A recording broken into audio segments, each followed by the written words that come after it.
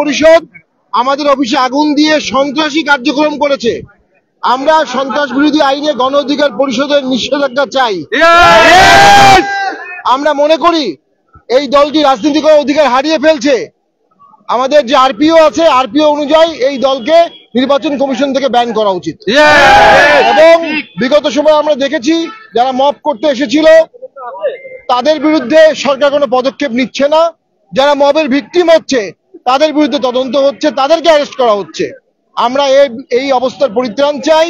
রাষ্ট্র সরকার আজকে চিট ধরে গেছে, রাষ্ট্র এবং সরকার ব্যর্থ হচ্ছে নাগরিকের অধিকার রক্ষা করতে। আমরা এই পুরো ঘটনার বিচার বিভাগীয় তদন্ত কামনা করি এবং দোষী ব্যক্তিদেরকে 24 ঘন্টার মধ্যে অ্যারেস্ট না করলে আমরা দেশব্যাপী দুর্বার আন্দোলন করে দেবো ইনশাআল্লাহ।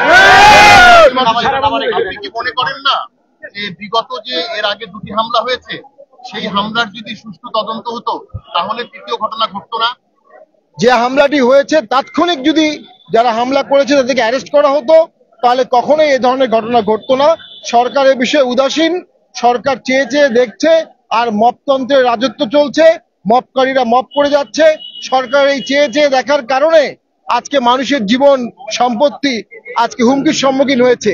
সরকার দায় এড়াতে পারবে না।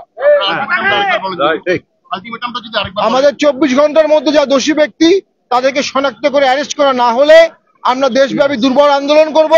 পাশাপাশি গণ অধিকার পরিষদকে তাদের এই সন্ত্রাস বিরোধী কার্যকলাপের জন্য আমরা নিষিদ্ধের দাবি জানাচ্ছি।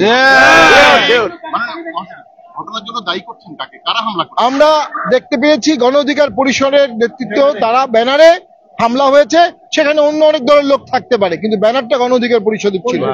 পুলিশের ভূমিকা ক্ষীণ মনে করেন? আমরা পুলিশের ভূমিকা আমি মনে করি যথেষ্ট ছিল, কিন্তু পুলিশের পাশাপাশি আমার মনে হয় এখানে সেনাবাহিনী থাকলে হয়তোবা তারা এটা প্রতিহত করতে পারত। পুলিশের জলকামান আসতে আসতে তারা আগুন দিয়ে দিয়েছে। ধন্যবাদ।